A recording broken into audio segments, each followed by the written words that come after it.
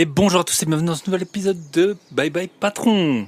Vous l'entendez, les petits oiseaux derrière, je sais pas si vous les entendez, mais je suis toujours en vacances, si on peut dire, voilà, même si on travaille toujours, et si ma vie c'est un peu tous les jours les vacances.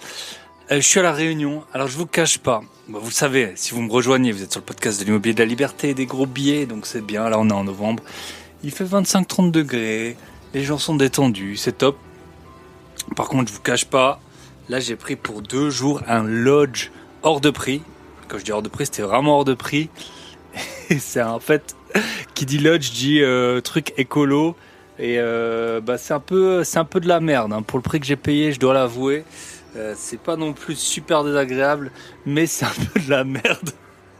Voilà, on est toujours en mode les Airbnb, on essaie de les optimiser, on fait tout pour que ce soit bien, on met du café pour tout le monde, tout est nickel, on se permettrait pas d'avoir une petite trace de moisi, que sais-je, un truc vraiment qui est pas nickel dans un appart. Là, je suis dans un... J'ose même pas te dire combien j'ai payé. Encore, j'ai fait tous les trucs de gratteur pour payer le moins possible. Mais ouais, voilà, je suis dans un lodge.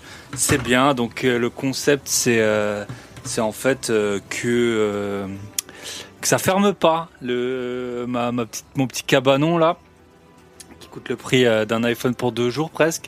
Le concept, c'est que ça ferme pas. Donc les moustiques peuvent rentrer, les geckos peuvent rentrer, voilà. Mais moi, je suis tout seul et puis j'avoue, j'ai un jacuzzi, enfin un genre de jacuzzi sur la terrasse, vue mer. Je suis quand même pas trop mal, je suis pas à plaindre.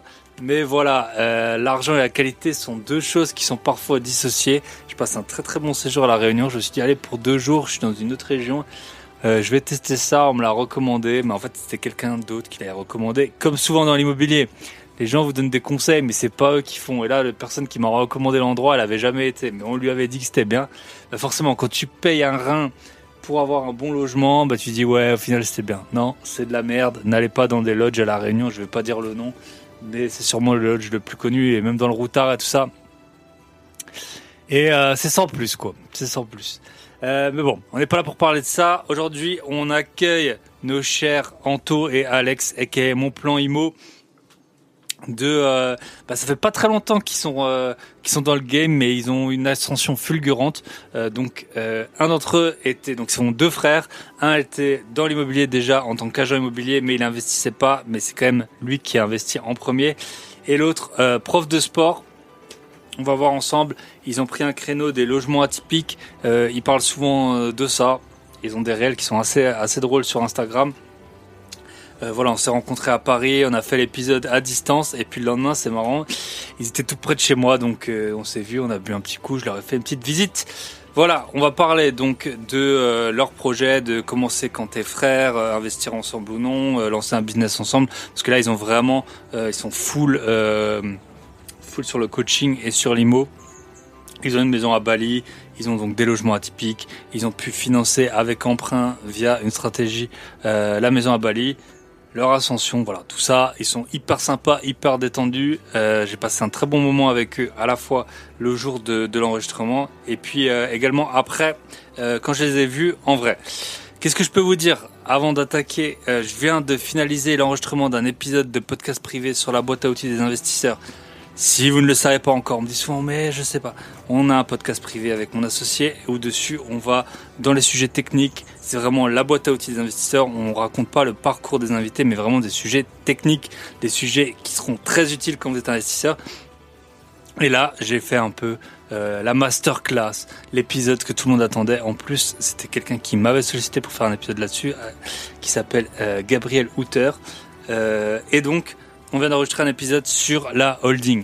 La holding, quand est-ce qu'il faut en faire une, quand est-ce qu'il faut pas en faire une, quand est-ce que le fisc s'intéresse fortement à vous ou non, est-ce qu'on peut créer une holding dans un autre pays, est-ce qu'on peut transmettre des parts de holding, un bout, la nue propriété, l'usufruit de la holding, est-ce qu'on peut passer des charges sur sa holding, est-ce que par exemple on peut passer une partie de son logement en tant que loyer de la holding, comment est-ce qu'on fait pour payer 0 impôt lors de la vente d'un business qu'on a créé. Voilà, si vous avez créé un business où vous le vendez 1 million, comment faire pour ne pas payer d'impôt 0, voilà, diviser son imposition par 20, 30, tout ça grâce à la holding. Tout ça, c'est dans la boîte à outils des investisseurs. L'épisode, il n'est pas encore sorti, il va sortir très prochainement. Mais vous le savez, je l'ai annoncé dès le début, l'idée c'est plus il y a d'épisodes, plus le prix monte. Forcément, si vous nous rejoignez maintenant, le prix sera fixe pour toujours. Mais on est comme Netflix, les prix ils montent, c'est le même prix que Netflix. Et le prix il monte, plus vous nous rejoignez tard, plus ce sera cher. Mais par contre là on n'est pas comme Netflix, si vous nous avez rejoint aujourd'hui à un prix X, votre prix sera toujours le même.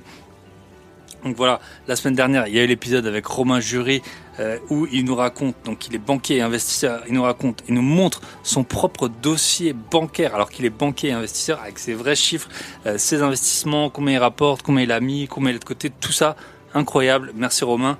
Donc ça c'est sur la boîte à outils des investisseurs, lien dans la description, sinon boîte à outils, sinon vous m'envoyez un message privé, un mail, info@bybypatron.net. Voilà. Mais là, en tout cas, épisode sur la holding, enregistré depuis la terrasse de mon lodge écolo. Ah, j'avoue, c'est quand même pas mal. C'est juste que c'est beaucoup trop cher pour ce que c'est. Et donc, du coup, en fait, ça vaut pas le prix. Mais bon, voilà. Quand on a de l'argent, et ça, c'est un bon truc que je vais un conseil voyage / dans la vie. Quand vous vendez un bien immobilier, d'un coup, vous avez beaucoup d'argent et vous commencez à faire n'importe quoi avec cet argent. Je suis parlé à plein d'investisseurs un peu chevronnés. Quand vous avez 100 000 euros qui tombent sur votre compte, 200 000, 300 000, d'un coup, tu commences à t'intéresser aux startups, tu commences à t'intéresser aux cryptos, tu commences à t'intéresser un peu à tout. Alors que toi, ta compétence, elle est par exemple dans l'immobilier ou dans un autre domaine. Et en fait, tu perds de l'argent et ça m'est arrivé. Et c'est arrivé à presque beaucoup de podcasteurs, investisseurs à qui j'ai parlé. Et là, c'est pareil, en fait. J'avais pas payé de logement pendant une partie de mon séjour et là parce que j'étais chez des amis, je me suis dit voilà, un petit kiff, on prend ce truc et au final non. Donc voilà, comme toujours vous le savez, si vous voulez faire des gros billets avec moi, vous allez sur mon site grosbillets.com. Si vous voulez avoir un dossier bancaire en béton, négocier ou alors qu'on vous accompagne, vous le savez, on a accompagné des investisseurs, des petits, toujours en one-to-one, des investisseurs et ils ont fait l'acquisition de plus de 5 millions d'euros d'immobilier, donc ils sont très contents, qui est rentable, qui s'autofinancent, qui se paye tout seul. Et ben voilà, félicitations aux deux sœurs Alizé et Manon que j'accompagne. Elles ont signé le compromis pour leur immeuble de 7 lots. Voilà, elles avaient aucun investissement immobilier et là elles viennent de signer pour un immeuble de 7 lots. Félicitations à vous, je suis super fier de vous et vous pouvez être fiers de vous également. Donc voilà, on attaque le podcast avec nos deux frères, Alex et Anto, et qui est Mon Plan Immo. Épisode, vous allez voir, ils sont super sympas, j'ai trop kiffé le faire. Et dernier message, on a une chaîne YouTube du Club Invest. Donc Club Invest, c'est là avec qui on accompagne des investisseurs débutants. On en gère 5 chacun, maximum mon associé et moi. Et donc c'est Michel, mon associé, on a une chaîne YouTube commune, mais c'est lui qui fait les vidéos. Vous pouvez aller voir, vous tapez Club Invest, CLUB, le 1, le chiffre 1, VEST, et vous allez voir ces vidéos. C'est sur Johnny n'a pas la motivation. Il appelle Johnny un peu la Tata Rachel, de certains. Donc Johnny n'a pas la motivation, Johnny a peur de perdre de l'argent et tout ça. Il a fait des très bonnes vidéos. Il a un bon monteur également, ça passe bien. Et il vous met aussi des extraits du podcast privé de temps en temps. Voilà, je vous souhaite une très bonne écoute. On se retrouve de l'autre côté avec Anto et Alex.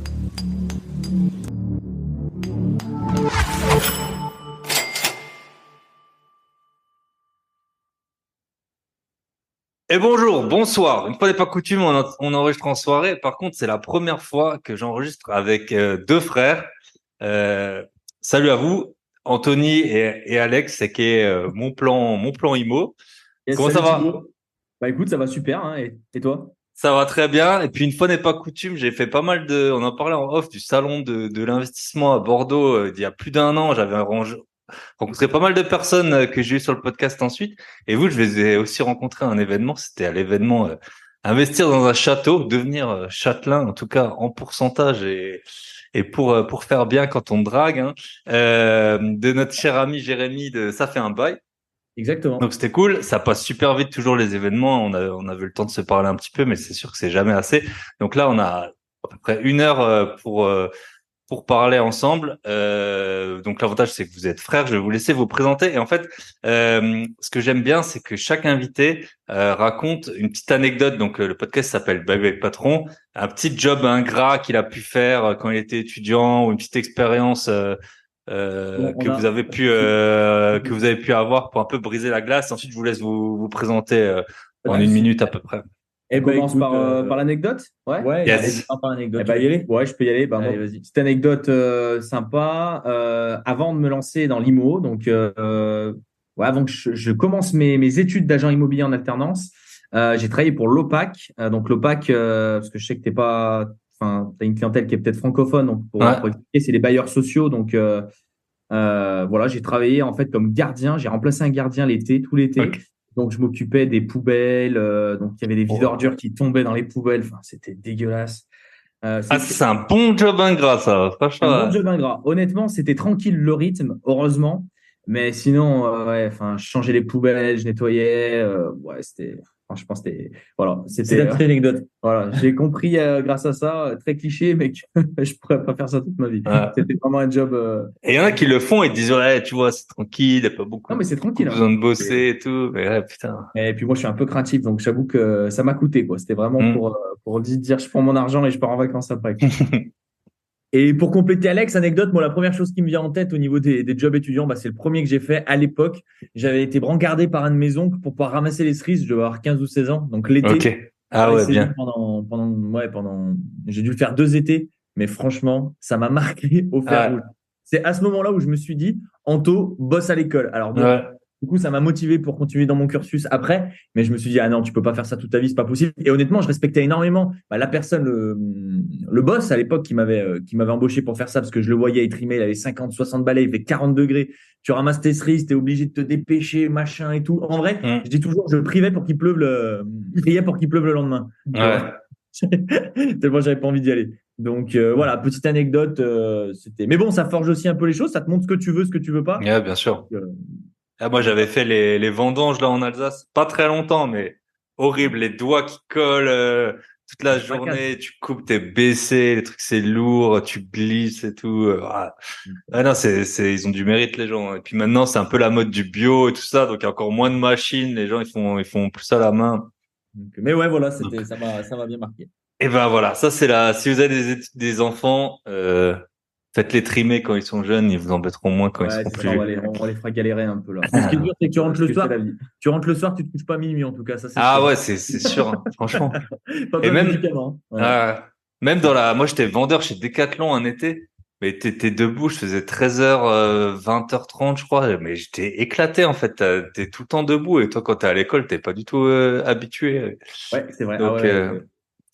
et ça, c'est des métiers, mine de rien, tu vois, quand on parle un peu de side business, vous deux, vous avez changé de vie professionnelle, c'est hyper dur. Tu dis, t'as 24 heures dans la journée, mais en fait, tu rentres, t'arrives à plus rien faire, quoi. Donc, il y a pas mal de personnes qui ont changé de boulot quand ils sont devenus un investisseur IMO. Soit c'était trop prenant intellectuellement, soit trop prenant physiquement pour se dégager du temps, quoi. Ah ouais, bien Ouais, sûr, ouais, bien ça sûr, bien m'étonne- sûr, ça bien sûr. m'étonne pas. Ça Je suis pas m'étonne pas. surpris, ouais. Et peut-être pour nous présenter Rapidement, ouais. rapidement, Yes. tu l'as dit, hein, tu l'as introduit, deux frères, donc Alexandre et Anthony. Donc moi, je suis le cadet, je suis le plus jeune. Pour me présenter un petit peu plus particulièrement, moi, profil pas scolaire, très mauvais à l'école, pas manuel non plus. Donc comme j'aime bien le dire, quand tu es jeune, que tu n'es pas bon à l'école et que tu n'es pas manuel, tout te laisse penser que tu vas pas faire grand-chose de ta vie. Mais pour autant, j'avais de grandes ambitions, je voulais gagner de l'argent, voilà, j'ai toujours été attiré par la liberté, les belles choses, etc. Et donc j'essayais toujours de trouver des solutions jeunes. J'achetais des casquettes, je les revendais. Après, ça a été les vélos. Après, ça a été les voitures.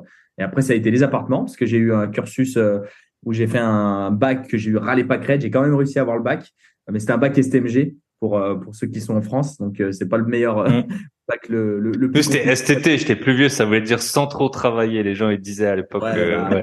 et pour ceux qui ont connu l'époque, moi, j'ai passé le bac à l'époque où STMG, il y avait c'était sur Facebook, il y avait eu plein de trucs. On était Ah sur ouais, des trucs qui des tournaient. trucs qui avaient fuité, quoi. Ouais, le truc, le bac pourri, c'était vraiment bac poubelle. c'était les SECPA, comme on peut dire à l'époque. Enfin, voilà, Ah c'était oui, vraiment. t'avais le truc pack débutant, là. Tu sais, Ouais, genre, voilà, tu vois, les truc en trucs. lettres, le Sarwell, les chaussures crades, ouais, C'est on ça. s'en Et moi, en rappelle, plus, là. j'étais le dernier de ma classe, donc je me disais vraiment, je suis un vrai sec-pas, quoi. Et mais bon, j'ai quand même réussi à m'accrocher et de l'avoir à 10 et quelques. Après ça, donc j'ai fait un BTS profession immobilière, donc en alternance. Donc premier pas dans l'immobilier. Donc je l'ai loupé, ce BTS profession immobilière. C'était trop dur, j'y arrivais pas à l'école. Enfin, mon cursus scolaire m'a rattrapé. Et puis, j'étais pas trop motivé parce que j'avais un patron qui me donnait pas trop confiance. En alternance, souvent, on te fait faire un peu des choses ingrates. C'était pas hyper valorisant. Donc, un peu démotivé. Mais en parallèle de ça, j'ai acheté mon premier appartement, donc du coup, à 19 ans, avec un prêt étudiant. Et là, je dirais que j'ai eu mon premier déclic de ma vie, et je dirais même de l'immobilier, où là, je me suis dit, OK, j'ai acheté un appartement, c'était à Saint-Étienne, à 27 mètres carrés, 32 000 euros, que j'ai rénové, il m'est revenu à 37 000 euros. Donc, j'ai Ça, mis c'était un en loyer. 2010, non? À peu C'était en près. 2017. Ouais. 2017. Ah oui, 2017, ouais, on est plus. On n'a pas le même 2017. âge, hein. On n'a pas le même âge, ouais, c'est Ouais, bah ça. moi, c'est le premier investissement qu'on va dire qu'on a fait. Hum, 2017, j'avais 19 ans. Aujourd'hui, j'en ai 26. Euh, et du coup, par rapport à cet appartement, le prêt étudiant, tu peux le différer pendant plusieurs hum, années. Et ce prêt étudiant, là, j'avais pu le différer pendant 5 ans. Et donc, en ok. fait, je me suis dit, OK, là, j'ai un locataire qui me paye. Alors, en plus, j'ai trouvé un locataire direct, donc c'était génial. Il est resté pendant 4 ans. J'ai un locataire qui me paye mon appart, j'ai des revenus qui tombent et je suis à l'école, je suis avec mes potes en train de bringuer. Et je me Hum. suis dit, non, mais c'est génial. En fait, il faut dupliquer. Et c'est vraiment là, je pense que j'ai eu un déclic. Et après, le frangin m'a rejoint dans ce monde de l'immobilier. Non, et ouais, rapidement, autant on est frères, on dit souvent qu'on se ressemble beaucoup, mais on a aussi plein de points de différence. Et Alex, autant il avait un parcours plus autodidacte, on va dire. Et moi, j'ai eu un parcours beaucoup plus conventionnel, assez bon à l'école, ça se passait plutôt bien. Donc, j'ai eu un bac économique et social, mention bien. Moi, je suis passionné de sport et de voyage, donc je suis parti en STAPS, donc fac de sport. J'ai été prof de PS pendant 4 ans. Et en fait, après, ce qui a créé le déclic, il y en a eu deux. C'est-à-dire à la fois Alex, qui a 19 ans, passe à l'action. Donc, le petit frère, tu te dis, OK, Hum. il le fait, pourquoi Bah pas ouais, t'as moi? les nerfs, hein. T'as les nerfs, hein. Tu te Un dis, peu les ouais. nerfs. Et puis, C'est Lego, voilà. il marche beaucoup à Lego. Ouais, C'est un surtout si t'es peu, sportif et tout, ouais, un peu l'esprit compétition, tu vois. Donc voilà. Et puis aussi, clairement, ma situation de l'époque, en étant prof, je me suis confronté à la réalité des choses et je me suis rendu compte que, OK, j'étais très épanoui dans ce métier. Franchement, c'est ce que je dis. J'ai pas arrêté parce que j'aimais pas ça. Honnêtement, moi, j'adorais être avec les gosses, avec les gamins, faire du sport. Enfin, mais c'est juste que financièrement, j'ai eu l'envie à un moment donné d'avoir plus. Et le problème, c'est que quand on est prof, ben, si tu veux plus, t'as pas 1500 solutions, quoi. Hum, Donc, au début, je me suis lancé dans l'investissement immobilier pour avoir un complément de revenu. Puis après, quand j'ai vu que ça marchait, d'un complément de revenu, on est venu à une passion qui a permis d'enchaîner, d'en hum, vivre et ensuite de créer aujourd'hui mon plan IMO avec Alex, quoi. hum. Donc, Yes, voilà. top. C'est marrant, j'ai aussi un business de vélo, là, comme Alex, vélo, voiture, appart. J'ai aussi fait ça. J'avais fait les consoles un peu aussi à la Ouais. pièce détachée comme ça, là. J'achetais des lots, je revendais et tout. Anthony, il a Et, eu un petit parcours entrepreneurial très jeune. Il craquait les Wii. Tu sais, il mettait ah, ouais, il y des avait et tout. ça, les Wii, ouais. Les Wii, les C'est vrai, Xbox ça. et tout. Première expérience Mais, business. mais vous rigolez, mais moi, j'avais un pote, mais souvent, il écoute mes podcasts, il s'appelle Sam. Et lui, c'était toujours le gars qui puçait aussi les Xbox et tout. Nous, fallait même C'était les souder révolutions à parfois et l'époque. tout. C'est la Et révolution c'est, quand tu avais des et, consoles craquées et ouais, tout. C'était. ouais.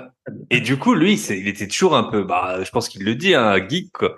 Et il a investi dans le Bitcoin, mais hyper tôt, hein. Je crois que c'était en 2014 ou un truc comme ça, hein. Franchement, et il connaît des mecs ils faisaient bah, je sais pas si vous êtes dans la crypto, mais ils minaient genre 10 ou 20 ou 30 Ethers qui valent maintenant, je sais pas, 1000 $ peut-être par jour, avec un ordi à 10 000 balles, quoi. Ils ont fait des millions comme ça. Vraiment les gars que tu vois jamais. Donc, en fait, les Ouais, bah, consoles, les enfin, violons, les mecs violons, les ouais. petits bises mènent à tout. Bon, lui, il lui est Ouais. arrivé d'autres aventures, Ah, mais mais c'est c'est cool. vrai que voilà, avoir ça des jeunes, en fait, tu t'en parles à pas mal de gens, tout le monde. Il y a beaucoup qui ont eu des petits bises comme ça. Carrément.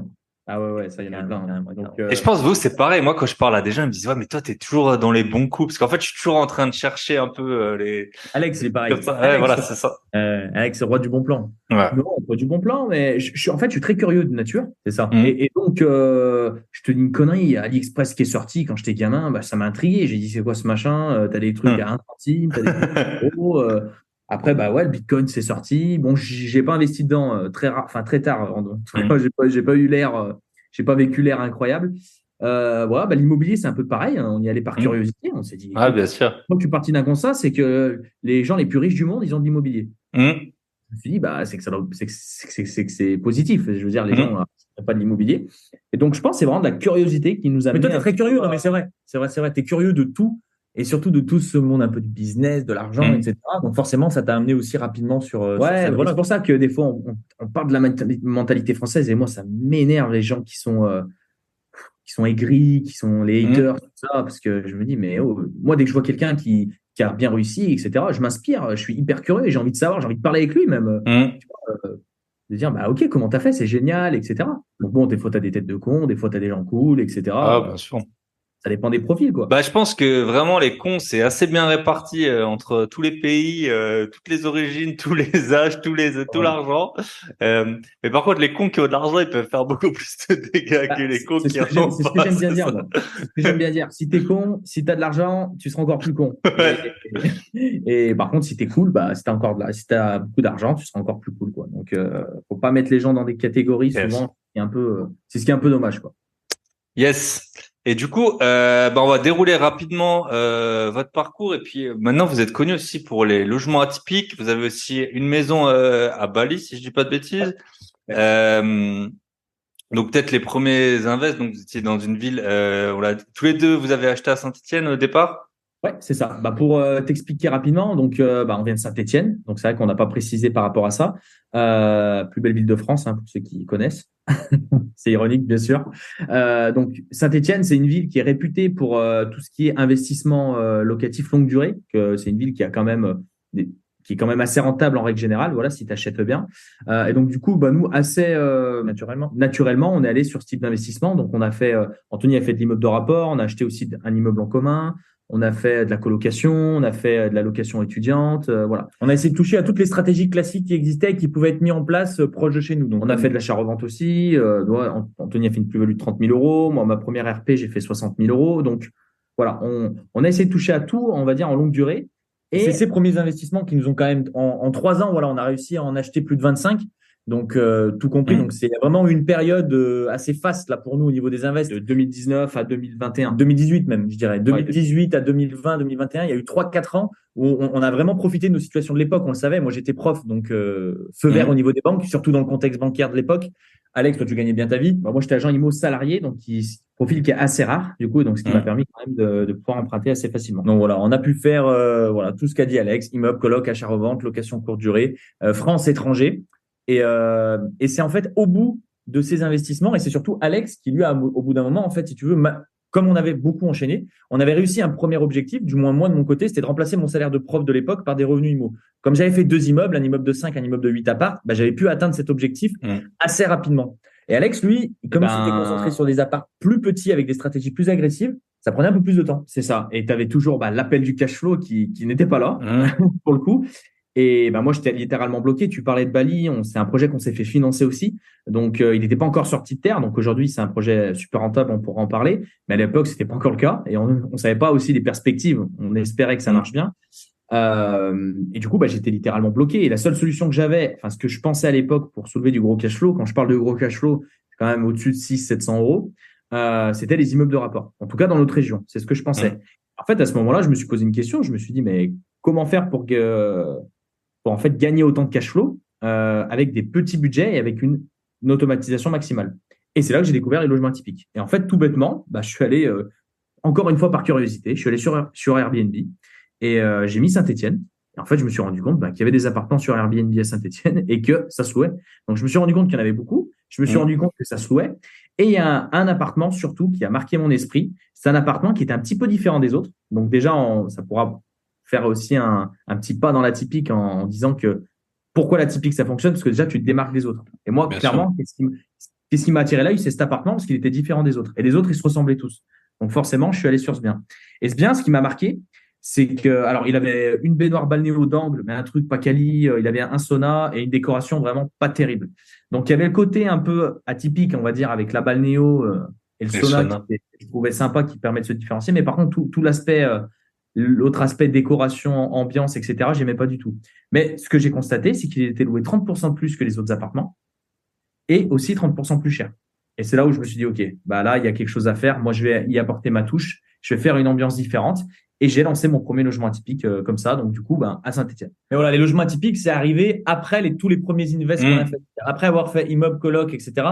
C'est quand Alex s'est heurté un petit peu à sa problématique d'être bloqué par la banque et d'être obligé d'avoir un petit budget pour continuer d'investir qu'on est arrivé là. Voilà, et après, déroulement assez atypique pour le coup, parce que moi, je pensais, comme beaucoup de personnes, et c'est des questions qui, je pense, ça va plaire à tes auditeurs qu'on nous pose souvent, mais le taux de remplissage, est-ce que c'est vraiment loué, c'est appartement? Donc déjà, pour répondre à beaucoup de cette question, dites-vous bien, si il y a autant de love room, de logements atypiques, c'est que ça marche.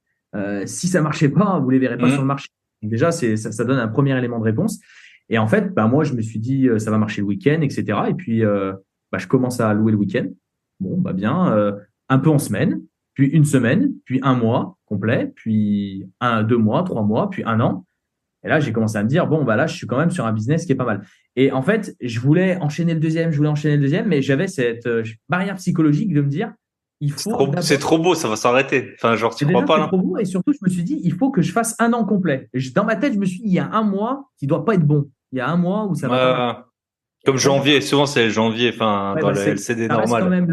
Ça reste quand même le moins bon mois, mais c'est quand même un bon mois. C'était quand même un bon mois. Bah, sachant que moi, je l'avais lancé en décembre 2020, la première. Et donc, du coup, bah, j'ai attaqué décembre et janvier. Et de janvier, j'ai explosé direct, quoi. Donc, vu que c'était la nouveauté et tout, je pense. Et du coup, bah, après, j'ai enchaîné, j'en ai fait une deuxième. Et puis, bah, là, le parcours s'accélère, mon plan IMO aussi. Puis voilà, un petit peu Okay. au logement atypique. Et ça, surtout aussi, bah, toi, je sais que tu fais de la LCD, de la location courte durée, en automatisant, bien évidemment, tous les process de A à Z. Et ça, sans conciergerie. Ça a vraiment été aussi la clé de voûte. C'est que pendant ces 2 ans, j'ai travaillé à beaucoup de processus d'automatisation, jusqu'à arriver à quasiment une automatisation parfaite avec tout ce qui est channel manager, dispositif connecté à l'entrée des logements, messages automatiques, etc., etc. Ok.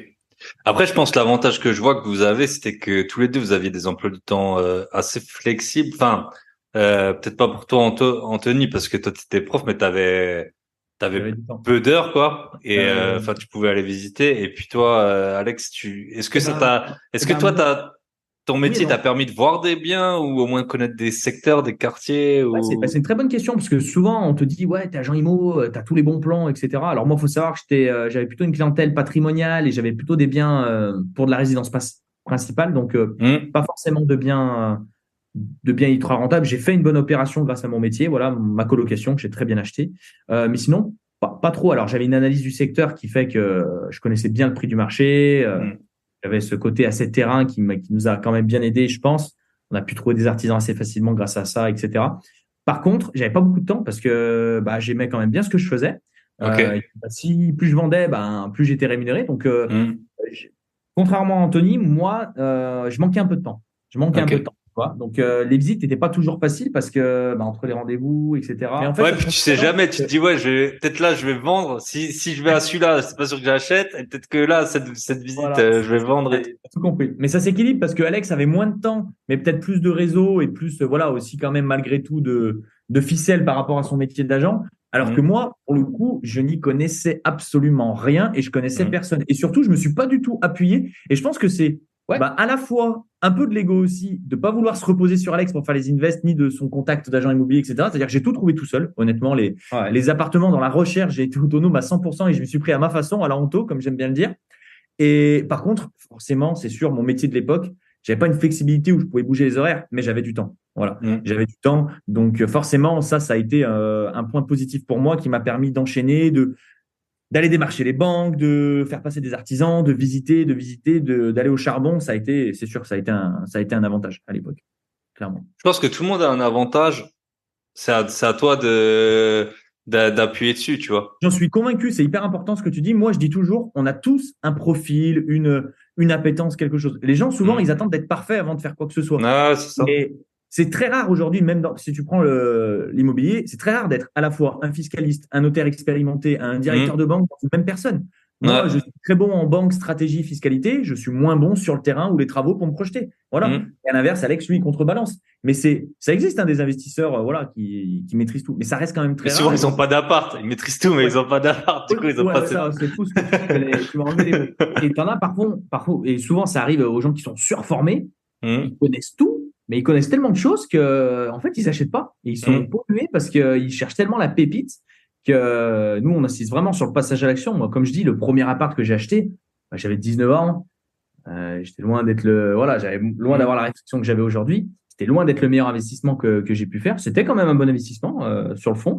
Mais sans ce premier investissement, ça aurait jamais découlé sur tout le reste. Donc, moi, je pense que rien ne vaut le passage à l'action. Et il faut y aller, faut tenter. Et après, tu t'adaptes, tu trouves des solutions, etc. Tu vois, par exemple, si tu viens d'un milieu social aisé, tu vas peut-être connaître un notaire, mais tu connaîtras pas le petit mec qui te fait les travaux, tu vois. Et à l'inverse, si t'es, je sais pas, enfant d'immigré ou quoi, et ben là, t'as plein de mecs qui sont dans le bâtiment. Peut-être tes parents, ils ont pas d'argent, t'as pu faire peut-être moins d'études, mais du coup, tu connaîtras des plans dans tous les sens. Et puis, Et en moi, fait, je trouve que des fois, c'est un peu une force aussi de se confronter au terrain. Quand tu as tout sur un plateau, on te trouve l'appart, tu as le notaire, tu as l'artisan, etc. Et ben, quand un jour tu arrives dans la difficulté, et ça arrive toujours, il y a toujours bien sûr. une merde ou un truc qui arrive, et ben, tu sais pas comment gérer. Alors que quand dès le départ, tu as été confronté à un problème avec ton notaire il te répond pas, il s'en fout de toi, qu'avec la banque, on t'a dit un oui et que finalement tu as un non, que de l'artisan, il te plante, etc. Et ben, si tu n'as jamais connu l'échec ou tu n'as jamais connu des moments difficiles, bam, ça fait super mal. Donc déjà que ça fait mal, et ça fait, tu vois, ça fait encore plus mal. Donc je trouve que parfois, et c'est ce que je reproche parfois à certains investisseurs, ils se disent, OK, je prends une formation, ou même je prends pas une formation, je prends un chasseur, je prends ci, je prends ça, ils pensent qu'ils vont rien faire et récolter 10 000 euros de cash flow. Et non, oui, la récolte est belle quand tu as bien fait les choses, mais il faut quand même donner un petit peu de sa personne. Faut semer, comme on aime bien dire avec Anthony, pour après avancer et avoir des bons résultats. Donc, contrebalancer un petit peu avec. Ok, top. Sur ce que vous avez dit, j'ai retenu pas mal de choses. Un des trucs, c'est la maison à Bali. Donc, vous l'avez acheté, je suppose, Covid, confinement. Comment vous l'avez financé? Vous avez dit que vous avez pu avoir un emprunt. Donc, c'est vrai que c'est dans les deux sens. Quand on est en France, on a du mal à financer des biens à l'étranger. Quand on est à l'étranger, on a du mal à financer des biens en France. C'est vrai que Bali, je dis toujours que c'est la petite fierté de la famille, mais c'est vrai. Et pour deux raisons. La première, c'est parce que c'est une villa qui est très belle et qui rapporte gros aujourd'hui. Donc, on est très content. Et surtout parce que justement, on a réussi à le faire financer et que c'était quasi mission impossible à l'époque. Donc en fait, ce qu'il faut savoir, j'ai visité le terrain à l'époque. On est trois dans le projet parce qu'il y a notre père également. Avec Alex, on a investi séparément, chacun de notre côté, ensemble sur certains projets. Et il y a aussi une dynamique familiale parfois avec notre père et même notre petite sœur qu'on a embarqué dans l'aventure aussi et notre mère bien sûr. Mais il y a aussi des projets. Si j'oublie un moment, ça va pas le faire. Ouais. Et on a cette dynamique familiale. Et donc 2019, je vais à Bali avec notre père pour visiter les terrains à l'époque. Et on s'est positionné en 2019. Donc, c'était avant Covid. Et pour le faire financer, en fait, ce qu'il faut que les auditeurs retiennent aujourd'hui, c'est que si on veut financer un bien à l'étranger, il faut avoir un bien fini de payer en France que tu peux hypothéquer de la valeur du budget que tu souhaites financer. Voilà, tout simplement. Parce que ça va servir à la banque de garantie. C'est-à-dire que tu sais, en France, tu as les garanties comme la SACEF, Crédit Logement, etc., les cautionnements, les garanties de cautionnement. Et ça, les banques à l'étranger, elles peuvent pas l'utiliser. Donc, en fait, il faut que tu aies une garantie. Donc, cette garantie, c'est l'hypothèque sur le bien. Mais si tu as ça, et que tu as une argumentation en béton armé, parce que moi, ça a été un parcours du combattant, je me rappelle, j'ai jamais fait des mails d'argumentation aussi poussés que pour le projet de la Villa à Bali. Parce que ça reste des projets sur lesquels c'est hyper dur d'aller. Et nous, à l'époque, ce qui est génial, c'est qu'on a pu avoir un prêt, j'ai plus toutes les conditions en tête, mais on a dû emprunter à 1,3% avec un différé total, comme c'est une construction de 3 ans, sur 20 ans. Donc, partiel. On a partiel, pardon. Mais sur 3 ans. C'était top. Donc, c'était top. De toute façon, quand tu as 1% d'intérêt, c'était presque pareil à l'époque, le partiel et le total. Exactement. Yes. Donc voilà, donc en gros, bref, on fait ce projet-là et donc la villa s'est terminée en 2020. Donc c'était avec la maison de vos parents, c'est comme ça que tu as eu en hypothèque. Et l'anecdote est marrante, tu fais bien de le souligner, c'est que nos parents venaient juste de finir le crédit de leur maison qu'ils avaient depuis des années. Et on a dit, bon allez, papa, maman, allez. Non, en plus on leur dit, dans tous les cas, si un jour vous ne pouvez plus payer, votre maison, allez à Bali. Dans tous les cas, votre maison vous la saisira. Donc dans tous les cas, voilà. Et après, on est parti du principe, on s'est dit, dans tous les cas, le prêt de la maison à Bali, avec le cash flow qu'on a, on pourra toujours le payer. Si dans tous les cas, il y a un problème, si tu veux. Donc, maison des parents hypothéquée, projet lancé, financement obtenu. Et la maison est sortie 10 mois plus tard, à peu près. Un petit peu plus avec on est tombé pendant le Covid. On a signé avant le Covid. Et la construction a pris un peu de retard avec le Covid. Donc, on a dû mettre 12 ou 14 mois, je crois. 12 ou 14 mois de travaux. Donc, juin 2021, il me semble, début de la location. Et là, ça fait 2 ans que elle tourne à plein régime. Donc, hyper content. Donc, Trop bien. C'est Et les chiffres, c'était quoi? 230 000, j'ai vu? C'est ça? 230 000 euros de budget global. Voilà. Et aujourd'hui, tu vois, c'est une villa qui on a fait, c'est marrant, on avait la société de gestion ce matin on a réussi à faire 12 000 euros de revenus bruts sur juillet et sur août. Enfin, pas 12 000 euros à peu près en juillet et 10 ou 12 000 euros en août aussi. Et donc, ça fait un cash flow de 10% de renta en 2 mois, quoi. Ouais, c'est ça. Non, mais c'est hyper rentable. Et en cash flow, on est à. Ça dépend les mois. En moyenne, nous, on tablait sur 3-4 000. C'est ce qu'on fait de manière générale. Mais là, sur juillet et août, on a tout explosé et on est plus à 6-7 000 euros de cash flow, quoi. Donc, parce que vous avez 1 000 euros de remboursement, en gros. On a 1 000 euros de crédit. 1 000 euros de crédit, ouais. 1 000 euros de crédit. Donc, c'est top. Et les gens, ils disent, c'est vrai, et moi, j'avais pas fait le rapprochement, mais j'écoute pas mal de podcasts. Il y a beaucoup de gens qui ont dit que les prix à Bali, pas de l'immobilier, mais en général, avaient énormément augmenté. Et du coup, je pense que forcément, je sais pas si vous le voyez sur les loyers que vous touchez par rapport à il y a 2 ans, mais. Nous, il y a eu un an pendant lequel la villa, elle a trouvé son rythme de croisière. On louait souvent, mais c'était à des prix raisonnables. Et là, ça fait un an après, une fois que l'après-Covid est vraiment terminé, que le tourisme a repris son droit. Là, ça marche. C'est vrai que Bali, on sent vraiment que les prix ont flambé. Un peu comme de partout, mais c'est vrai que Bali, moi, je connais beaucoup de personnes là qui étaient cet été, qui étaient allées il y a 10 ans, il y a 5-6 ans, qui m'ont dit waouh, mais c'est plus Bali, quoi, ça n'a rien à voir. Ouais. Donc ouais, je pense que ça devient un petit peu plus. T'as les digital nomades du monde entier qui sont allés là-bas, quoi, en fait. C'est ça. Donc forcément, sur une petite île. Les gens qui ont de l'argent, donc dès qu'il y a un petit peu d'argent qui arrive, voilà, ça augmente le pouvoir d'achat, donc les gens ont plus d'argent, etc. quoi. Mais ouais, il y a une bonne tendance haussière et donc du coup, ça se répercute sur la villa parce que si aujourd'hui on devrait revendre la villa, on fait une belle plus-value. Bien sûr. Surtout si t'as les chiffres en plus, quoi. Tu dis aux gens, vas-y, je te vends une maison à 15% de renta, je pense qu'ils achètent. En gros, c'est le double de. Tu sais, elle est super bien référencée aujourd'hui. On a, je crois, 120 avis sur Airbnb. Ouais. Donc c'est top. Donc ça te permet aujourd'hui de faire entre 100 et 150 000 euros de plus-value assez facilement, quoi. Quand ça crache 10 000 euros par mois. Ouais. Tu la gardes pour l'instant, je pense. Pour l'instant, pour l'instant, les gars. Et puis ça, je sais pas, bizarrement, c'est une plus grosse fierté quand t'as ça que quand t'as un studio à Saint-Étienne, hein, même si on critique c'est surtout plus gris. C'est ce qu'on dit. Et c'est la même chose avec les logements atypiques. Et moi, c'est ce que j'aime avec les projets qu'on développe aujourd'hui. C'est que c'est hyper grisant. C'est hyper grisant et t'as une notion de plaisir qui est au max. Tu vois, tu kiffes, en fait, tout simplement. Et comme tu dis, acheter un studio, un T1 à Saint-Étienne, tu le fais pour l'avenir, tu le fais pour le futur, pour avoir un peu de cash flow, etc. Mais est-ce que ça te fait rêver ou est-ce qu'au quotidien, ça te stimule? Pas énormément. Tu fais comme tout le monde, tu fais un mur bleu, tu fais un mur vert, tu fais un mur rose, tu mets un tapis de couleur, tu mets un petit tapis scandinave, tu mets une chaise que tout le monde a acheté sur Mano, etc. Le canapé Ikea. Et c'est vrai que ça marche, hein, c'est ce que cherche la cible en règle générale. Hein. Et c'est vrai que c'est ce qui est grisant avec les logements atypiques ou quand tu fais ce type de projet, c'est que tu peux aller sur des choses un petit peu différentes, peut-être un petit peu plus luxueuses aussi. Et donc du coup, tu peux un petit peu plus t'amuser, outre le côté très rentable. Tu as le côté un petit peu ludique où tu vas pouvoir, notamment moi quand j'ai fait mes premiers logements atypiques, tu mets une balnéothérapie, tu vois comment ça marche, le système. Enfin moi je suis très terrain, j'aime bien voir comment ça marche les trucs. Un truc con quand on est allé à Bali, la première chose que j'ai regardé, c'est aller voir le compteur électrique comment c'était fait, tu vois. C'est con mais voilà, c'est des trucs qui pour moi sont assez marrants, quoi. Et voilà, ça apporte vraiment un côté ludique, moi je trouve à cet aspect de l'immobilier. L'investissement, ouais. Ok. Question de souvenir, on en avait parlé, mais c'était tard dans la soirée, donc je suis plus sûr. Vous avez tous vos logements qui sont dans la région, en France, dans cette région. Ouais, Saint-Étienne, et tu prends un cercle d'1h30 autour de Saint-Étienne, pas forcément qu'à Saint-Étienne, mais aux alentours. Ouais. C'est ce qu'on dit souvent, je dis, mais pourquoi vous n'êtes pas allé ailleurs? Parce que tu connais, c'est rentable, c'est pas loin. Donc il y a un moment. Voilà, c'est pas loin, c'est rentable. Bon, on aurait eu une autre problématique. On aurait été dans une grande ville et il aurait fallu aller plus loin. On aurait fait notre fil d'achat-revente, on aurait changé de stratégie aussi. Enfin voilà, on s'est adapté. Ouais, c'est ça, il faut s'adapter. C'est vrai que vous suivez aussi et nous des gens partout en France, selon les régions, tu peux pas utiliser les mêmes stratégies. Et la question que j'avais justement, donc c'est une région parmi quand même les moins chères de France. Comment tu fais, parce que forcément les coûts des travaux, c'est à peu près les mêmes où que tu sois.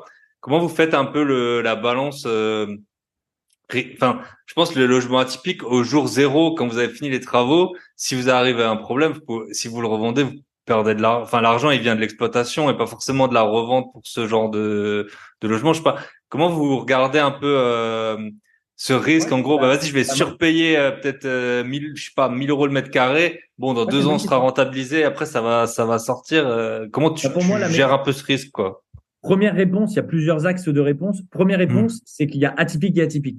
Tu vois, par exemple, les gens peuvent aller voir la suite Amantis qu'Alex a réalisé et qui est présent sur nos réseaux sociaux. C'est un logement sur la thématique Grèce avec une balnéothérapie qui est ronde. Honnêtement, tu le mets en location à l'année à 500 euros par mois, ça se loue direct. Parce qu'en fait, c'est juste un très, très bel appart avec une thématique un Hmm. peu grecque, sachant que c'est pas grec Oui, voilà. poussé à l'extrême. Il a repris quelques tons qui sont présents notamment à Mykonos et il a mis une baignoire balnéothérapie. Mais tu as une cuisine, tu as une salle de bain, tu as Hmm. une télé, un canapé, une Tu as chambre. tout le Enfin, confort d'un tu as appartement tout en le confort location d'un longue durée, appartement. selon qu'il est un petit peu décoré, on va dire atypique, et tu as Hmm. une thérapie, voilà, on va Donc, dire que c'est toi, atypique, mais ça peut plaire aussi à certaines personnes. Et c'est le type de bien qui va se louer, voilà, comme disait Anthony, 500 euros la nuit, et ça me ferait une renta là-dessus 500 euros à l'année, le mois, pardon. Le Ouais, mois. le mois. Ouais, le mois, pardon. La nuit, ça serait bien. Lundi, ce serait bien, ouais. On n'y est pas encore. Et ce qui me permettrait d'avoir une rentabilité de 8% à peu près, donc je serais sur Ok. d'autres instants, quoi. Et tu Donc dirais voilà. que c'est combien le surcoût par rapport à si tu avais voulu faire de la longue durée dans ce type d'appart? Ah, ouais, eh ben, pas tant que ça, hein. Je dirais 4-5 000 euros. Ah 4-5 ouais, ouais, donc ouais, là, ça ça reste va. raisonnable. Et c'est là où Anthony, je pense, voulait y venir, c'est que tu as Et deux types d'atypiques. donc, tu as deux types d'atypiques. Voilà, tu as les atypiques, on va dire, c'est paradoxal, mais les atypiques plus classiques, on va dire, Mhm. voilà, qui vont t'emmener sur quelque chose de moins risqué et tu pourras totalement le revendre dès le lendemain. Et ensuite, deuxième option, tu pars sur une thématique hyper pointue, hyper poussée. Et donc, comme moi, je suis en train de développer un concept de cinéma room dans un de mes appartements d'un de mes immeubles, et ben là, c'est sûr que c'est plus risqué, mais dans ce cas-là, deux options. Soit il faut pas faire le projet, c'est-à-dire que Mhm. si ton objectif c'est de revendre le lendemain, nous, la location courte durée atypique, on dit pas aux gens il faut y aller à tout prix dans n'importe quelle situation. Bien C'est sûr sûr. que si tu as prévu de revendre le bien dans les 2 mois, fais-moi un achat-revente en résidence principale ou fais autre chose que ça. Mhm. Donc ça, Oui, c'est bien une erreur sûr. pour moi stratégique de le faire. Et ensuite, sinon, c'est de se dire quand même que tu pourras certainement trouver aussi argumenter et trouver quelqu'un qui croira en ton projet. Et même si tu n'as pas 2 ans de revenus locatifs derrière, tu tomberas certainement sur quelqu'un peut-être de formé qui croit en ton projet et qui sera capable de te le reprendre peut-être plus rapidement que prévu. Mais Ok. voilà. Mais Yes. je pense aussi pour rajouter par rapport à cet axe-là, ce qu'il faut prévoir aussi dans ces logements typiques, c'est que, comment dire, un peu comme un décor, pouvoir aussi enlever assez facilement. Tu vois, Anthony, il a fait une cinéma room, mais demain, c'est des murs que tu peux Un poil. repeindre. Bon, il a une moquette au sol. La moquette, tu l'enlèves, tu fais peut-être un parquet flottant. Il y a quand même une cuisine, il y a quand même une salle de bain. Ça se retransforme assez Oui, facilement aussi. Mhm. comme un Le coût de appartement. Donc, sortie, il est pas très élevé, quoi. C'est il ça n'est pas trop élevé. Il a ce qui coûte très cher dans une cinéma room, c'est tout le matériel hi-fi, sono, etc. C'est des choses qui se revendent aussi, tu vois. Donc, je pense qu'il faut être aussi assez Ouais, malin c'est vrai. dans tout ça, dans la Ouais, un peu revente. en mode lean startup, comme on dit souvent. Enfin, en gros, Un peu parce que, comme on dit, quand tu fais de la LCD à ce niveau-là, tu vas frôler du business quand même. Mhm. Et aussi, ce qu'il faut penser, c'est que ces thématiques assez poussées, en général, tu vas les faire quand tu commences à être un petit peu plus expérimenté aussi. Exactement. Donc, tu as l'air un peu solide. Donc, tu as les reins plus solides, Bien tu as plus sûr. de connaissances et je vais pas te dire que tu te loupes jamais, mais aujourd'hui, nous, quand on va aller se nicher, moi, par exemple, là, je vais faire un appartement, ça va être une grotte. Donc, le but, c'est de reproduire une grotte à l'intérieur d'un local Ok. commercial. Tu vois, Trop donc, bien. vraiment, là, pour le coup, je pourrais pas le mettre en location longue durée, tu vois. Parce que là, c'est un local, il n'y a pas de fenêtre derrière, je pense. Enfin, souvent, c'est comme Voilà, si c'est c'est en ça. long, quoi. Ouais. J'ai une vitrine, j'ai pas de fenêtre derrière. Mhm. Donc, déjà, pourquoi je le fais? Parce que j'achète très peu cher. J'achète le local, j'achète 2 locaux commerciaux pour 12 000 euros. Donc, tu vois, c'est minime. Donc, pourquoi je le fais pour ça? Et parce que je suis sûr à 100%, là, pour le coup, et je mets ma main à couper, que ça va cartonner. Tu vois? Mhm. Donc, je pense que c'est aussi ça qu'il faut Ouais, tout à regarder. fait, c'est Il vrai. ne faut pas aller acheter un Mhm. appartement 150 000 euros qui en vaut 120, aller mettre 50 000 euros de travaux, et te Mhm. retrouver avec un dérèglement du marché qui est, voilà, qui est totalement incohérent. Ouais, il Tu faut pas vois? acheter tout et n'importe quoi et ne pas le faire n'importe comment. Voilà, c'est ça. Par contre, quand Et- ça marche, tu peux avoir l'effet inverse, c'est que tu as des personnes qui sont prêtes à racheter à la rentabilité, un peu comme c'est le cas à Bali. Et c'est le cas, Ouais. on était avec Alain, du coup, qui est coach dans le programme de mon plan IMO, qui est un super gars d'ailleurs, qui a revendu son premier logement atypique à un investisseur. Il l'a revendu avec 30 000 euros de plus-value par rapport au prix initial s'il l'avait vendu en résidence principale ou en location longue Mhm. durée. Et clairement, le gars lui a dit, écoute, là, tu m'offres un projet à 15-20% de rentabilité. Bah, moi, j'ai rien à faire, il y a tous tes process en place, je Mhm. sais, tu vois. Donc, si ça fonctionne bien, tu t'adresses aussi à une clientèle d'investisseurs voilà, qui va chercher des grosses rentabilités sans avoir toute la mise en place, les travaux, etc. qui sont assez Ouais, puis le marché, moi, il est testé et prouvé. C'est ça aussi. Voilà. Parce que là, tu fais une grotte, je pense que tu saurais pas dire à 5 000 € près combien tu vas faire dans l'année, quoi. Ça a super bien marché, enfin, ça va au moins un peu marcher, mais tu sais pas à quel point ça Je peut. suis assez serein quand même parce que Hmm. des tendances qui se dégagent quand même. Aujourd'hui, le marché des logements atypiques, il est à la fois très, très, très, très jeune, mais il est quand même aussi un peu mature. Tu as quand même des choses qui se dessinent et tu arrives quand même, quand tu analyses un petit peu, voir ce qui fonctionne. Tu vois, tout ce qui est insolite, notamment, on aime bien appeler ça insolite, tout ce qui va être des bulles dans la nature, des cabanes dans les arbres, des tipis, etc. Tu arrives à voir ce qui marche et tu arrives à voir celle qui fonctionne. Tu vois, tu as aujourd'hui des chambres troglodytes, tu as des houseboats, tu arrives à voir un petit peu dans ce qui marche. Et un petit peu comme les logements atypiques, tu as les thématiques sur les films, Harry Potter, super-héros, Jungle Room, Love Room, et tu arrives à quand même voir ce qui fonctionne. Tu vois.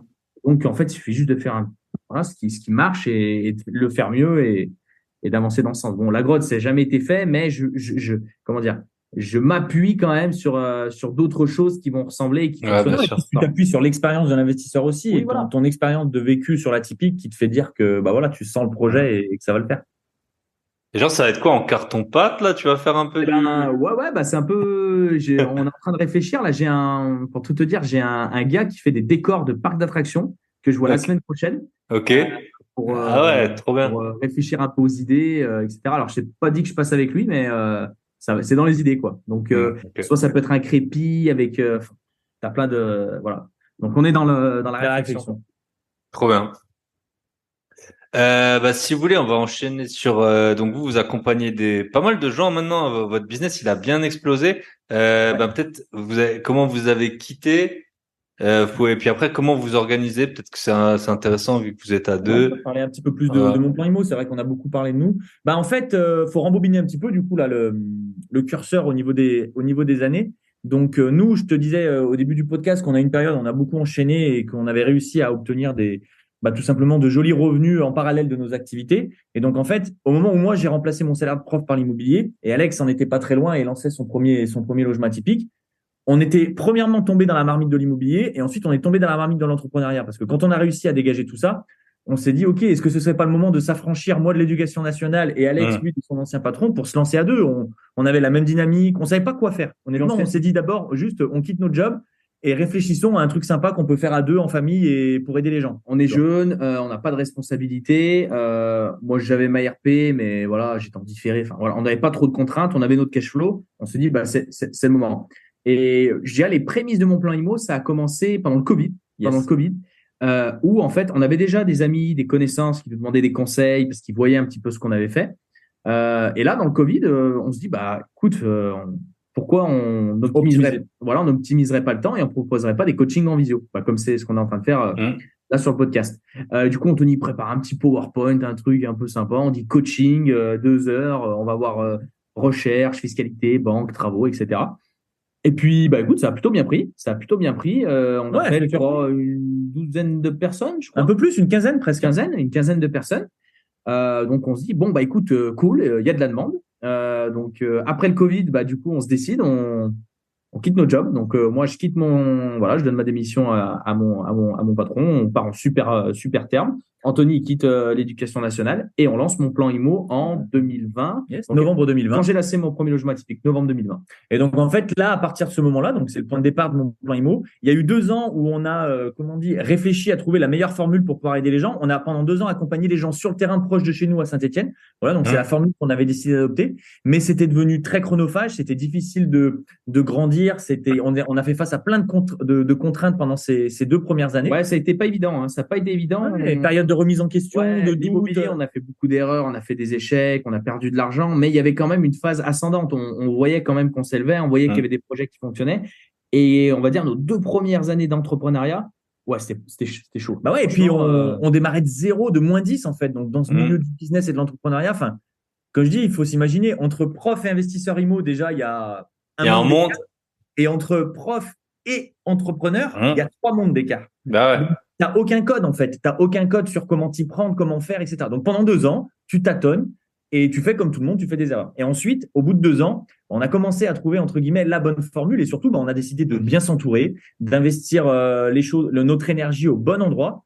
On sait forcément aussi, et les gens l'ont compris, de plus en plus resserrer sur les logements atypiques, parce qu'on a compris qu'il y avait une vraie opportunité de marché qui était en train de se créer à ce niveau. En même temps que ce renouveau et cette volonté de se digitaliser, parce que c'est ça aussi qui a joué, c'est-à-dire qu'on a décidé de digitaliser l'ensemble de nos programmes et de nos prestations. Ça fait tout juste un an. Tout juste un an, tout pile. Tout juste un an. Tout pile. Et donc, digitalisation du programme, les logements atypiques, et j'ai zappé, je voulais dire autre chose. Tout ça pour Vous dire. avez parce que là, il y a pas mal de pubs, on voit souvent dans les pubs. Ouais. Du coup, je pense que vous avez des prestataires pour ça. Ouais, c'est ça. On a toute une équipe. On est quasiment Petite quinzaine. peut-être pas une quinzaine, mais une bonne dizaine de collaborateurs. Donc, ça commence à faire du monde. Et tu vois, là, pour parler un peu chiffres, parce que je pense que c'est ce qui va intéresser tes auditeurs, là, ça va faire un an qu'on a lancé tout ce programme en digital et on a accompagné et suivi quasiment 400 personnes. Et pour parler juste du programme, pour pas perdre les gens, en fait, ce qu'on a, c'est un programme c'est un mastermind, un programme d'accompagnement, tout simplement, à l'intérieur duquel tu as une plateforme de formation pour avoir du contenu, notamment sur les logements atypiques, parce que c'est très novateur et aujourd'hui, il faut vraiment éduquer le marché là-dessus, parce que les gens se posent plein de questions. Comment je fais une analyse de marché pour un atypique? Comment je peux savoir si une droite, ça va fonctionner, tu vois, par exemple? Surtout pas analyser comme si c'était de la longue durée. Voilà. Bien sûr. T'as des problématiques qui sont vraiment différentes, automatisation, etc. Et ensuite, par contre, là, nous, où on met un mot d'ordre et un point d'honneur, c'est vraiment l'accompagnement issu des personnes qui nous font confiance. Donc, le but, c'est d'être présent le maximum au quotidien avec eux. D'ailleurs, on fait un apéro avec eux juste après le podcast avec nos participants. Et le but, c'est de pouvoir les suivre quotidiennement au travers de coaching, au travers de live, au travers des suivis hebdomadaires. Voilà, il y a plein de choses qui sont mises en place dans le programme pour essayer de faire en sorte, en tout cas, qu'ils réussissent. Et nous, on mouille la chemise. En tout cas, avec elle. Il n'y a pas le choix. Parce que maintenant, le temps des formateurs qui envoient juste des vidéos, il est révolu, comme dans pas mal et puis, il y a le côté éthique aussi, tu vois, pas pour faire le Bien sûr. Voilà, dire que. Mais c'est vrai que je trouve que, voilà, aujourd'hui, on a la possibilité de faire quelque chose qui nous plaît, quelque chose qui nous anime, quelque chose qui peut être bien fait, autant faire bien les choses. Bien sûr. Ah oui. Pour moi, pourquoi, j'ai jamais compris, moi, les gens, et en fait, tous les gens, que ce soit même dans l'IMO, dans tout, qui font des trucs juste pour prendre ce qu'il y a à prendre, etc. Mais ça dure pas. On l'a bien vu avec les influenceurs, là. Voilà, les gars, ils ont voulu prendre. Malheureusement, au bout d'un moment, tu as le revers de médaille. Et je pense que tu as quand même assez de possibilités pour gagner de l'argent tout en étant aligné avec tes valeurs et voilà, et savoir te regarder dans un miroir. Bien sûr. Que d'aller essayer de prendre ci, ça, de prendre les gens pour les cons. Voilà. Et je me rappelle ce que je voulais dire, et ça m'est revenu après, c'est qu'il y a eu plein de bonnes décisions stratégiques qu'on a prises avec Alex, qui ont permis de faire développer mon plan IMO avec une grande vitesse, mais surtout aussi un énorme engouement sur les réseaux sociaux. C'est-à-dire que c'est justement, tu parlais des vidéos, etc. Donc, on s'est mis à développer du gros contenu de manière régulière notamment sur Instagram. Et donc là, on est passé en très, très peu de temps de pas grand-chose à plusieurs dizaines de milliers de personnes qui nous suivent sur les réseaux. Et donc, forcément, ça a contribué fortement au fait que, on puisse rencontrer des gens comme Jérémy, des gens comme toi, attirer la curiosité de pas mal de personnes. Et puis, voilà, on arrivé là où on en est aujourd'hui. On s'est rendu compte qu'il y a beaucoup de personnes qui aimaient les logements atypiques, que ce soit en tant que consommateurs, parce qu'il y en avait qui étaient consommateurs, et aussi des personnes qui soit investissaient, mais qui se gardaient un petit peu le truc dans la poche pour pas en parler parce que c'était très rentable, soit des personnes qui voulaient comprendre un peu, ça faisait un petit moment que ça leur trottait à l'esprit, et je pense que c'est tout cet engouement qui a fait que mon plan IMO, on est là aujourd'hui, et voilà, c'est aussi grâce à nous, mais c'est aussi grâce à c'est quand même tout le monde, quoi. C'est quand même une des seules solutions aujourd'hui pour les gens de continuer à investir. Le contexte, il est tellement compliqué, avec les taux notamment, qu'aujourd'hui, si tu fais pas de l'atypique, si tu veux chercher de la rentabilité, honnêtement, c'est compliqué. Sur le locatif, tu peux toujours faire de l'achat-revente, c'est un autre pilier, mais sur l'investissement locatif en France, c'est compliqué. Ou alors, il faut soulever 700 000, 800 000 euros, 600 000 euros, mais est-ce que c'est à la portée de tout le monde aujourd'hui? Il faut avoir 15% de renta. Voilà, c'est compliqué. C'est ça un peu le problème que beaucoup de gens font. Si tu fais pas de la courte durée en ce moment, c'est que les prix, même si on voit, ils baissent. En tout cas, ce que tu payes vraiment, ça baisse. Ça, tu le vois sur beaucoup de marchés.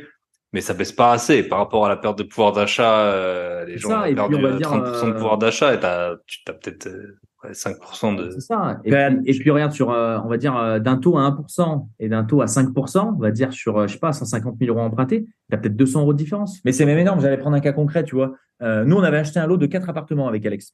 un lot de 4 appartements en 2019. On a 500 euros de cash flow aujourd'hui dessus.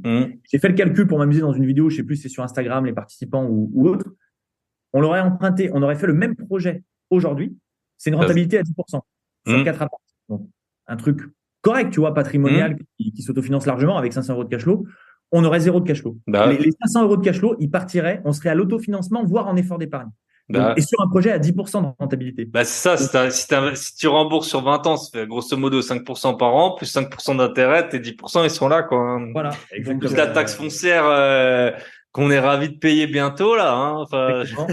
Et qui a bien augmenté, si tu as regardé tes biens, c'est... Voilà. Hop là. Il y a pas 36 000 solutions aujourd'hui, quoi. Yes. Non, bah, top.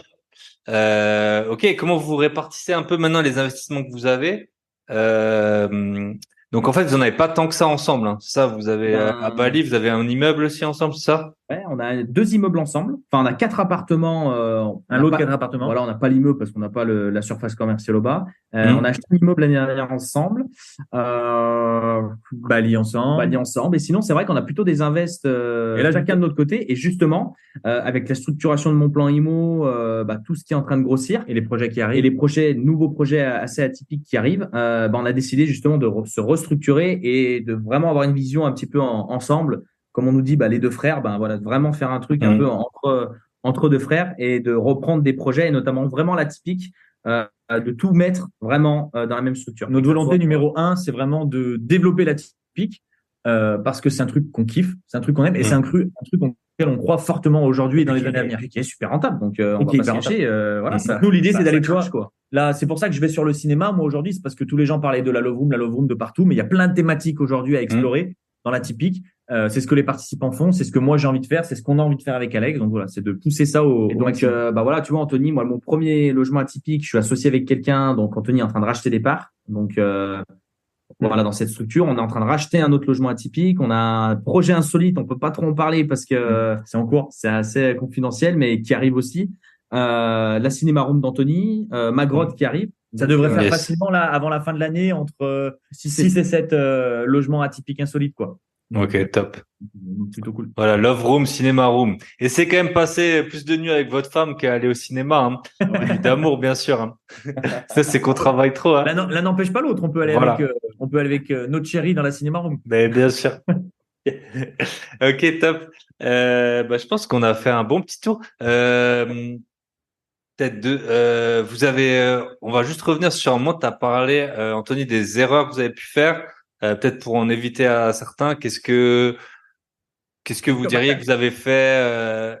Est-ce que par exemple il y a eu des erreurs d'un point de vue copro? Enfin moi je sais pas, logement atypique, LCD, copro. Souvent ça passe, mais c'est une crainte que beaucoup de gens ont. Des voisins. Des erreurs, il y en a eu plein, ça c'est sûr. Je réfléchis à une erreur qui peut venir en tête. Erreur pour LCD non, parce que on est quand même arrivé sur un parcours à un moment où on commençait à avoir un gros bagage et on savait ce qui pouvait déranger dans les copros. Donc non, on est vraiment allé dans des copros où on savait que ça allait pas déranger et bon, touche du bois, mais ça nous dérange pas. Par contre, ouais, on a pu faire des erreurs, hein. Anthony, si on a acheté à l'étranger, on a acheté une maison aux États-Unis. Il y a à peu près en même temps que Bali, à Cleveland. À Cleveland, on est passé. Ouais, c'était la mode il y a 3-4 ans, là. Voilà, puis il n'y a jamais eu de maison. Alors non, nous, c'est différent. On s'est cru encore meilleur que les gens. Si tu vois, à l'époque, il y avait des sociétés françaises qui proposaient ça, mais ils proposaient ça, en fait, nous, on s'était rendu compte. On croyait avoir un petit hack. On s'est dit, on s'est rendu compte que, en fait, ces sociétés françaises proposaient les mêmes maisons que des brokers américains, mais à 30 000 euros de plus. Et on s'est dit, mais en fait, tous ceux qui sont en train d'acheter avec les brokers français, ils se font tous couiller. Et si tu veux, ils appâtaient tellement avec des grosses rentabilités que les gens y allaient quand même, tu vois. Et donc, nous, on est passé directement par un broker américain. Donc, du coup, avec 30 000 euros de moins, parce que notre même maison était en vente chez un broker français avec 30 000 euros de plus. Enfin, c'était fou. Donc, du coup, l'achat s'est bien passé. C'est très rapide aux États-Unis, 1 mois, etc. On est tombé au Covid. Donc, on a acheté en janvier 2020. Et après, on a été confiné au mois de mars, juste après. On s'est retrouvé avec une maison où il devait y avoir un locataire et un appartement rénové. Finalement, on s'est retrouvé avec un appartement dévasté et le locataire qui était parti entre-temps le moment qu'on est acheté. La société de gestion qui gérait super mal. Anthony et moi, on parle pas très bien anglais, donc problème de langage, on n'arrivait pas à se faire comprendre. Franchement, je pense que c'est une grosse frayeur qu'on a eue pendant. Tout ça pour dire que pendant un an, on a perdu de l'argent, on a envoyé des fonds pour la gestion, c'était pas agréable, pour rénover la maison, etc. On a quand même fait une plus-value à la sortie, ce qui fait qu'on s'en est pas trop mal sorti, mais on a quand même perdu sur un an 15 000 euros chacun. Mais c'est le seul projet sur lequel on a baissé notre garde, en fait, pour conclure. Ouais. C'est arrivé à un moment donné, si tu veux, où on enchaînait plein de projets, notamment Bali, etc. Et ce que je dis, les frères du Creux, à un moment donné, ils ont un petit peu, peut-être, sans parler de prendre la grosse tête, mais on s'est peut-être vu plus beau que ce qu'on était à l'époque et on a été moins vigilant sur ce projet que sur les autres, en fait, que sur les premiers. Donc, du coup, c'est là que tu te prends une petite tarte dans la tête. Ouais, c'est ça. Et quand t'es à deux, je pense aussi, moi, j'ai un associé et on a déjà frôlé la correctionnelle en mode, tu crois que l'autre, il le fait. Et en fait, personne ne le fait. Les vérifications, les trucs comme ça. On a fait les mêmes erreurs tous les deux, quoi. Donc, ça c'est ça. Tout accentué dans le truc. Ouais, exactement. Donc, voilà. Après, des erreurs, il y en a eu plein. Moi, des problèmes avec les artisans, perdu beaucoup d'argent dessus. Enfin, voilà, il y a eu plein de. Moi, j'avais une terrasse tropézienne, mon voisin du dessous qui avait tout fait avec ses mains, qui était un ami en plus. Premier jour où il habite dans son appartement, ma terrasse qui fuit, ça lui fait tomber son plafond. Enfin, voilà, tu vois. Il y en a eu aussi. Oui, c'est ça. Sinon, les gens qui n'ont pas eu de problème, c'est qu'ils n'ont pas investi. Hein. Ouais, exactement. Et je voulais juste faire un petit point sur lequel je voulais revenir. C'était tous les deux, vous avez acheté et revendu vos RP, si je dis pas de bêtises. Qu'est-ce qui a fait? C'était un point de vue financier, c'était un point de vue de la vie, changement de compagne, d'endroit, de. Moi, tu vois, de mon côté, j'ai eu 2 RP. Une première que j'ai revendue avec 30 000 euros de plus-value, c'était la vie, honnêtement. Voilà. Et la deuxième, là, dans laquelle je suis et que je revendrai prochainement, là, je l'ai pensé vraiment comme un vrai achat-revente. Et donc, le but, là, c'est de dégager entre 70 et 80 000 euros dessus. Donc, voilà, il y a eu les deux. Et moi, à chaque fois que j'achète, j'essaie toujours à penser au côté derrière, business, revente, etc. Donc, il y avait un projet de revente. Je savais pas quand j'allais revendre. J'y suis resté un an et demi. Et en fait, j'ai une maison sur laquelle, un hangar, un ancien hangar que j'ai retapé, sur lequel j'étais dessus depuis des années. Et puis, il est sorti à ce moment-là. Et du coup, j'ai dit, allez, j'ai revendu l'appartement. Après, je suis allé vivre chez ma compagne à Lyon. Après, j'ai vécu dans ma colocation. Enfin, voilà, j'ai fait un schmilblick pendant un petit moment. Voilà. Donc, et toi, première résidence principale, belle plus-value quand même. Ouais, j'ai fait 60 000 euros de plus-value. Donc, assez content. Donc, cette fameuse terrasse tropézienne qui avait fui. Donc, ça s'est bien fini. Ça s'est bien fini. J'ai rénové. Le mec avait une décennale. Heureusement, je m'étais bien prémuni de ça. Donc voilà, j'ai pu voilà. L'eau, c'est le pire truc. Hein. Dans l'IMO, je pense que vous allez confirmer. L'eau, c'est le pire truc. Quoi. L'eau, ça passe de partout. Ah, Anthony. Anthony aussi, il a eu un truc qui est assez sympa sur un. Les dégâts des eaux. Ça, c'est sûr que l'eau, c'est la misère. Ça passe de. Nous, il y a des experts sur ma terrasse. Ils sont venus, mais je sais pas, peut-être 5-6 fois. Ils n'arrivaient pas à savoir d'où venait la fuite. Et en plus de ça, moi, j'avais un chapiste qui était venu, j'avais un étancheur, j'avais un menuisier. Tout le monde se renvoyait un peu la balle, quoi. Tout le monde se renvoyait la balle. C'était la faute de personne, si tu veux. Donc, j'ai dit, mais on va jamais y arriver, quoi. Donc, ouais, on a connu tout ça. Yes. Écoutez, ça m'a fait très plaisir de vous voir. Toujours la bonne énergie et tout.